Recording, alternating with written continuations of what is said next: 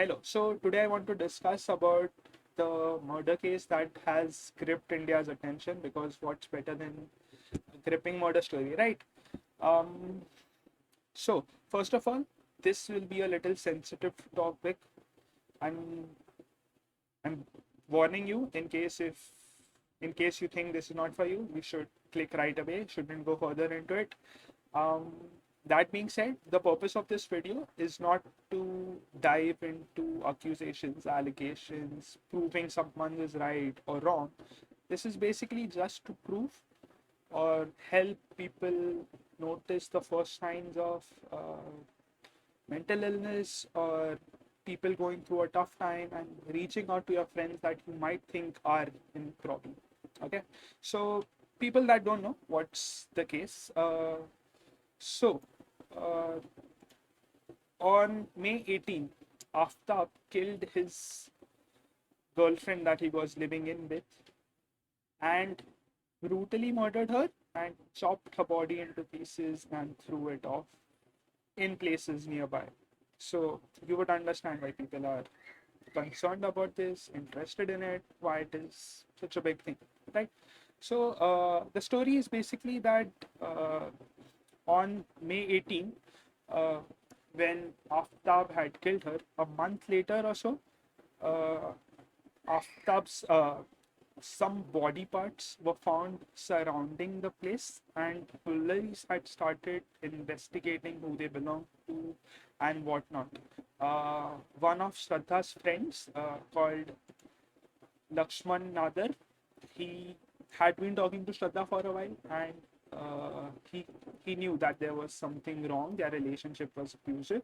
So when he did not hear from Shraddha for 2 months, he contacted a couple of friends, all the close contacts that Shraddha was with, and he asked them basically what's going on, what's wrong, what's not wrong, and they hadn't heard from her either. So they contacted the police, and after a little investigation, they found what the matter was. So the crux of the matter is that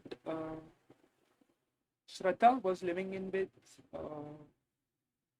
Aftab, and once she was killed, Aftab was basically texting her friends and family, not family, her friends, basically saying that she was with me. I'm like, he was impersonating her. That's basically what happened. And after a while, he got bored of it, and her friends soon caught on what was happening. So now she was murdered on May 18th, and like 2 weeks ago, this whole scenario was discovered. So you understand that this is not a normal person we are talking about. He was not. He may have been a little remorseful, but he found ways to go around the situation and stay not caught for a while, I guess.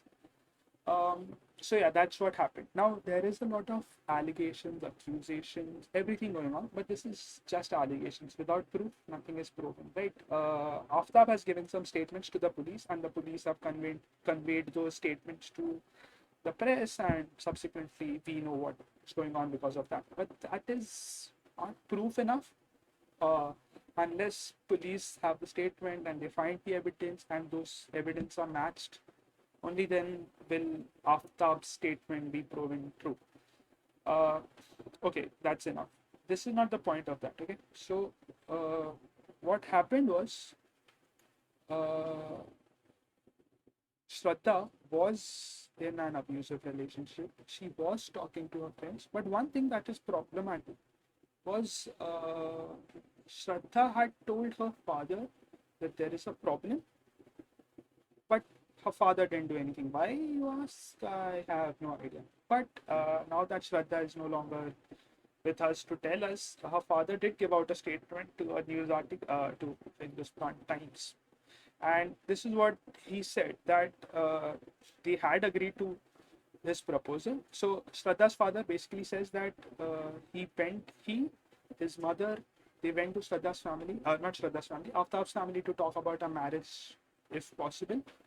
But that didn't happen because he was insulted and the project proposal was rejected. So Aftab's family did not agree to the marriage. That's what happened. Now, this proposal happened after a few months or so. His mother passed away. And Shraddha's relationship with her father, it seems to be, was not that great, right? But she did, her father and her cut ties because his father was not approving. Because I think this might have something to do with the insult or whatever might be the case. But she told her father that uh, I'm not doing well. I'm not living my best life with Aftab. And apparently, her father says that he asked her to move in with him, but she rejected. She came back and she went again to live with Aftab. Now, I'm not sure what might have triggered her to do that, but there is one simple thing, right? If your daughter is saying that she's not having a good time living with somebody, there is no way you let her go back to the same abusive person. At least there is some convincing involved, something that that's like there is some effort put into that. Shraddha does not seem like a stupid enough person to just go back to him. She has uploaded pictures of being abused. She's gone to hospital. She's told her friends, and her father is more or less indifferent to whatever the things that happen. Now, you might say that yes, might have been stupider to do that, go with her, but there is this thing, right? Lakshman was told on the day that she was murdered, on May 18th, she had received a message he had received a message from Shraddha saying, I've got news. And this news was that she was not living properly, Aftab was not uh, treating her correctly. And at this point, there has to be some decision that you make that okay, I don't want to listen to XYZ person, I want to go directly help her. I'm not saying all of her friends should have, but I would at least expect her father to do so. Okay, I've talked this with a few people, and I've realized that there might be a case where people think that XYZ person might help, or this person might help them out, but that's not what happens, right? अभी देख रहे हो तुम, this is simple simple सी बात है कि चार लोग मदद करने के लिए रेडी है, और उनमें से हर एक अगर ऐसा बंदा सोचेगा कि ये नहीं वो हेल्प कर देगा, तो कभी किसी की हेल्प होगी नहीं. This is very unfortunate. Shraddha did have friends, she did have family.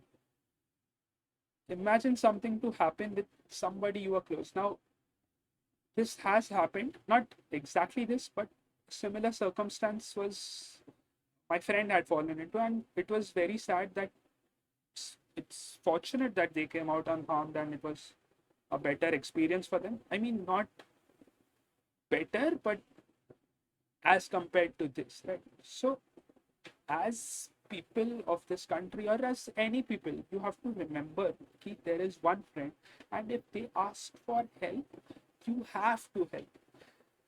There has to be in no way, एक डाउट नहीं होना चाहिए, सिंपल एक भी डाउट नहीं होना चाहिए कि दे आर लाइंग और नॉट सेइंग द ट्रूथ. ज़्यादा से ज़्यादा क्या होगा, right? If they are in a abusive relationship और abusive household, what will happen the most? They will leave that household, probably make a name for themselves somewhere else. वो घर से निकल जाएंगे ना.